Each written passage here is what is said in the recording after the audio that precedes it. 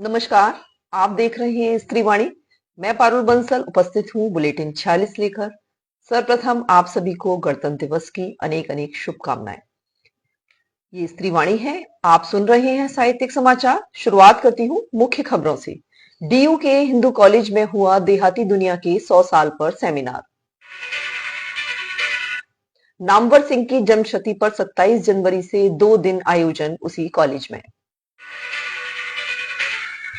24वें भारंगम का उद्घाटन होगा। 27 को मर्यादा पुरुषोत्तम श्री राम पर नाटक, वीर सावरकर पर भी होगा नाटक। मजबूती का नाम है महात्मा गांधी का लोकार्पण। रामदरस मिश्र स्मृति सम्मान डॉक्टर अरविंदाक्ष को। उर्दू अदब के इलियट पर सेमिनार। राबिया नाटक का मंचन। रंगायन का नाट्य समारोह। तो ये थी अब तक की मुख्य खबरें। अब सुनते हैं खबरें विस्तार से। बिहार में औपनिवेशिक शोषण, जमींदारी उत्पीड़न और पुलिसिया दमन का दस्तावेज है देहाती दुनिया। देहाती दुनिया के एक शताब्दी पूर्ण होने के उपलक्ष्य पर स्त्री दर्पण और हिंदू कॉलेज के हिंदी विभाग के सहयोग से आयोजित गोष्ठी में वक्ताओं ने यह बात कही। पेश है डॉक्टर प्रीति की रिपोर्ट। दिल्ली विश्वविद्यालय के हिंदू कॉलेज के इस आयोजन में साहित्य अकादमी पुरस्कार से सम्मानित कवित्री अनामिका रामेश्वर राय, रविंद्र त्रिपाठी, ज्योतिष जोशी और शिव पूजन सहाय के दौहित्र विजय नारायण ने अपने विचार व्यक्त किए। समारोह के प्रारंभ में देशबंधु के वरिष्ठ पत्रकार अतुल सिन्हा की शिव पूजन सहाय पर बनी फिल्म भी दिखाई गई और देहाती दुनिया पर एक ब्रोशर का विमोचन भी किया गया। गोष्ठी के प्रारंभ में वरिष्ठ आलोचक प्रोफेसर रामेश्वर राय ने 20वीं सदी के दूसरे एवं तीसरे दशक में भारत की चर्चा करते हुए कहा कि एक भारत नेहरू का था जिसे उन्होंने खोजा था, डिस्कवरी ऑफ इंडिया।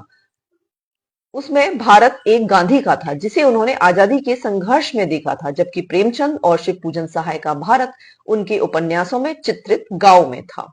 प्रसिद्ध आलोचक रविंद्र त्रिपाठी ने कहा कि यह उपन्यास औपनिवेशिक गरीबी, जाति व्यवस्था, जमींदारी उत्पीड़न, पुलिसिया दमन का चित्रण करता है, जबकि रेणु का मैला आंचल जो करीब 30 साल बाद लिखा गया, वह आजाद भारत के गांव की राजनीति और समाज का चित्रण करता है।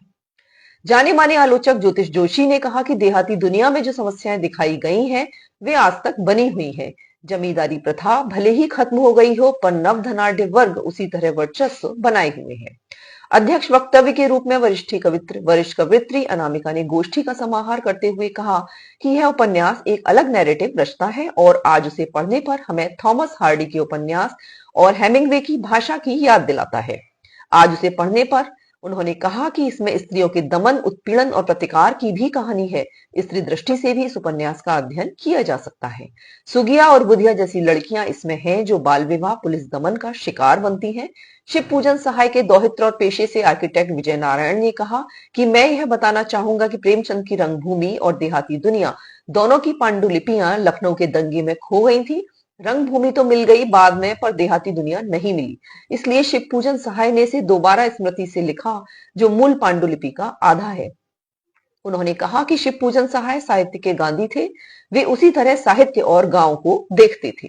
अंत में धन्यवाद आलोचक एवं बनास जन के संपादक पल्लव ने किया। हिंदी के प्रख्यात मार्क्सवादी आलोचक विचारक नामवर सिंह की जन्म शताब्दी के अवसर पर हिंदू कॉलेज में 2 दिन का राष्ट्रीय सेमिनार 27 जनवरी से हो रहा है। सेमिनार का उद्घाटन वयोवृद्ध आलोचक विश्वनाथ त्रिपाठी करेंगे। इस सत्र को वरिष्ठ कवि अरुण कमल और प्राचार्य अंजू श्रीवास्तव भी संबोधित करेंगी। सेमिनार में गोपेश्वर सिंह, संजीव, आशीष त्रिपाठी, सुधीर रंजन सिंह, शंभु गुप्त, महेंद्र पाल शर्मा, सुमन केसरी, सुधा सिंह, नामदेव आदि भाग लेंगे। राष्ट्रीय नाट्य विद्यालय 27 जनवरी से दुनिया का सबसे बड़ा नाट्य महोत्सव शुरू कर रहा है, जो देश के 40 शहरों में होगा, जिसमें 136 भारतीय और 12 विदेशी नाटकों के 277 शो होंगे। ये नाटक 228 भाषाओं और बोलियों में होंगे। इसका उद्घाटन मर्यादा पुरुषोत्तम श्री राम नाटक से होगा। महोत्सव में वीर सावरकर पर भी नाटक होगा। इसमें रूस, Spain, Poland, Brazil, Sri Lanka, Nepal, चेक गणराज्य, मॉरिशस आदि देश की रंग मंडलियां नाटक प्रस्तुत करेंगी। 20 फरवरी तक चलने वाले इस महोत्सव में बिरसा मुंडा लोकमुक्त, अहिल्याबाई और श्यामा प्रसाद मुखर्जी जैसे राष्ट्रीय नायकों पर नाटक खेले जाएंगे तथा इब्राहिम अलका जी, रतन थियम जी, बंसी कौल, आलोक चटर्जी पर संवाद होगा। इसके अलावा श्रुति कार्यक्रम में 17 किताबों का लोकार्पण भी होगा। यह 25वां भारंगम है और यह पिछले साल के भारंगम से बड़ा होगा। तथा यह दुनिया का सबसे बड़ा नाट्य महोत्सव होगा। यह पहले होने वाले भारंगम से 5-6 गुना बड़ा होगा। देश में 40 जगहों पर प्रदर्शन होंगे। महोत्सव में लद्दाख, अंडमान और लक्षद्वीप में भी पहली बार नाटक होंगे। विश्व के हर महाद्वीप के एक देश के नाटक होंगे। इतने बड़े पैमाने पर दुनिया का कोई देश नाट्य समारोह नहीं करता। करीब 90 लोगों की जूरी ने इनका चयन किया है। देश भर से 817 नाटक और 34 विदेशी नाटक आए थे, जिनमें से ये नाटक चुने गए। इस बार जश्न बचपन बाल संगम को भी फिर से शुरू किया गया है तथा आदि रंग महोत्सव, पूर्वोत्तर रंगमंच, कठपुतली रंगमंच, नृत्य नाटिका, माइक्रो ड्रामा, संस्कृत रंगमंच आदि को भी शामिल किया गया है।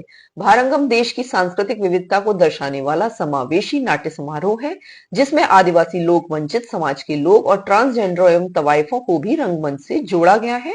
इस बार 33 महिला निर्देशकों के नाटक पेश किए जाएंगे। त्रिवेणी कला संगम के सभागार में गत दिनों हुए नाट्य समारोह में राबिया नाटक ने लोगों का ध्यान खींचा। प्रसिद्ध नाट्यालोचक रविंद्र त्रिपाठी ने लिखा है, राबिया नाटक समाज में महिलाओं की स्थिति, उनकी विवशताओं और पितृसत्तात्मक सोच को गहराई से उजागर करता है।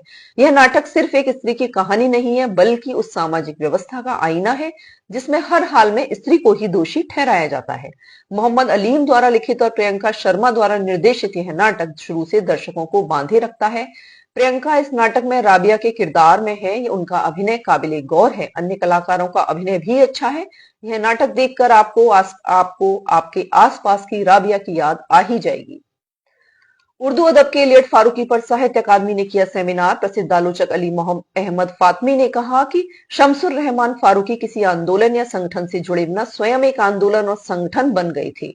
उन्होंने उर्दू तनकीद को बुलंदियों पर पहुंचाया। 85 वर्ष की उम्र में सन 2000 में उनका इंतकाल हो गया था। इलाहाबाद यूनिवर्सिटी से अंग्रेजी में तालीम लेने वाले फारूकी साहब एक बड़ी हस्ती थे। वे उर्दू के प्रख्यात विचारक, आलोचक, भाषाविद ही नहीं, बड़े कथाकार, उपन्यासकार, कवि भी थे। अपने उद्घाटन वक्तव्य में साहित्य अकादमी उर्दू परामर्श मंडल के संयोजक प्रख्यात कवि श्री चंद्रभान ख्याल ने कहा कि शमसुर रहमान फारूकी उर्दू साहित्य का एक ऐसा सितारा थे जिन्होंने आधुनिकता के साथ ही आलोचना सृजन में अपनी अपार क्षमताओं को प्रदर्शित किया। इस अवसर पर बीज वक्तव्य प्रस्तुत करते हुए अंजुमन तरक्की उर्दू के महासचिव अतर फारूकी ने शमसुर रहमान फारूकी से संबंधित अनेक व्यक्तिगत संस्मरण साझा किए और उर्दू व अंग्रेजी में लिखे गए ऐसे अनेक लेखों की एक पूरी सूची की ओर संकेत किया, जो ना तो उनके जीवन काल में प्रकाशित हो सके और ना ही उनके निधन के बाद अब तक प्रकाशित हो पाए हैं। विचार सत्र की अध्यक्षता जामिया मिल्लिया इस्लामिया के उर्दू विभाग के प्रोफेसर अहमद महफूज ने की। इस सत्र में इकबाल हुसैन ने शमसुर रहमान फारूकी की आलोचनात्मक अंतर्दृष्टि, उत्तर औपनिवेशिक अध्ययन विषय पर अपना शोध पत्र प्रस्तुत किया, जबकि कर्नाटक विश्वविद्यालय धारवाड़ से आई शकीला बानो गौरी खान ने शमसुर रहमान फारूकी का कथा लेखन शीर्षक से शोध पत्र पढ़ा। अलीगढ़ मुस्लिम विश्वविद्यालय के उर्दू विभाग के प्रोफेसर सिराज अजमली ने शमसुर रहमान फारूकी मेरे मार्गदर्शक और शिक्षक शीर्षक से अपना शोध पत्र प्रस्तुत किया। दूसरे सत्र की अध्यक्षता जवाहरलाल नेहरू विश्वविद्यालय के प्रोफेसर ख्वाजा मोहम्मद इकरामुद्दीन ने की। पहला आलेख जगदम्बा दुबे ने शमसुर रहमान फारूकी शीर्षक से प्रस्तुत किया, जबकि दूसरा और कार्यक्रम का अंतिम आलेख जामिया मिल्लिया इस्लामिया के उर्दू विभाग के अध्यक्ष प्रोफेसर कौसर मजहरी ने क्या आलोचक का अस्तित्व आवश्यक है शीर्षक से प्रस्तुत किया। भारतीय शिक्षा बोर्ड और गत दिनों तथागत साहित्य सम्मान समारोह दिनांक साहित्य अकादमी सभागार में आयोजित किया गया। इस अवसर पर प्रख्यात कवि संस्कृत कर्मी अशोक वाजपेयी ने रामदरश मिश्र स्मृति तथागत साहित्य सम्मान, प्रोफेसर ए अरविंदाक्ष तथागत युवा साहित्य सम्मान जमुना बीनी को प्रदान किया। समारोह में वरिष्ठ कथाकार चंद्रकांता, कवित्री अनामिका, आलोचक ओम निश्चल, स्मिता मिश्र, रतीन मिश्र, कुमार अनुपम ने भी संबोधित किया। प्रसिद्ध आलोचक एवं विमर्शकार पुरुषोत्तम अग्रवाल की पुस्तक मजबूती का नाम महात्मा गांधी का गत दिनों लोकार्पण इंडियन इंटरनेशनल सेंटर में किया गया। शिवांगिनी जी के शास्त्रीय भजन गायन के साथ समारोह शुभारंभ हुआ, जिसमें कबीर और मीरा के पदों के साथ गांधी जी का प्रिय भजन वैष्णव जन तो तेरे कहिए भी शामिल था। प्रख्यात पत्रकार इतिहासकार राजमोहन गांधी ने ऑनलाइन वक्तव्य दिया। पुस्तक के बहाने प्रसिद्ध लेखक एवं संस्कृत कर्मी अशोक वाजपेयी के साथ पुरुषोत्तम अग्रवाल की गांधी पर गर्भित बातचीत हुई, जिसमें गांधी जी के कुछ नए या अल्पज्ञात आयामों की सूचना मिली। आत्माराम सनातन धर्म महाविद्यालय की नाट्य समिति रंगायन द्वारा आगामी 27, 28 और 29 जनवरी के बीच मंडी हाउस के श्रीराम सेंटर में 3 नाटकों का मंचन किया जाएगा। यह नाट्य महोत्सव महाविद्यालय के सेवानिवृत्त प्रोफेसर और प्रसिद्ध रंग समीक्षक जयदेव तनेजा के सम्मान में समर्पित किया गया है। 22 वर्ष पूर्व महाविद्यालय के हिंदी विभाग के डॉक्टर जयदेव तनेजा और प्रोफेसर ज्ञानतोष कुमार झा ने रंगायन की स्थापना की थी। रंगायन द्वारा हर वर्ष 1 महीने की नाट्य कार्यशाला का आयोजन किया जाता है, जिसमें जाने माने निर्देशकों के द्वारा विद्यार्थियों को प्रशिक्षण दिया जाता है, साथ ही नाटकों का प्रदर्शन भी किया जाता है। इस बार मंडी हाउस के Shriram centre for art and culture में 27 जनवरी को धर्मवीर भारती का प्रसिद्ध नाटक अंधा युग का मंचन रवि तनेजा के निर्देशन में महाविद्यालय के पूर्व विद्यार्थियों द्वारा किया जाएगा।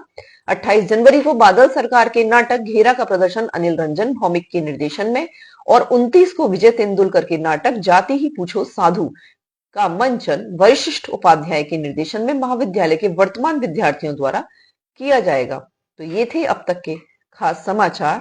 मिलते हैं अगले हफ्ते नई खबरों के साथ। तब तक स्वस्थ रहें, सुरक्षित रहें। जय हिंद, नमस्कार। समाचार संकलन अरविंद कुमार।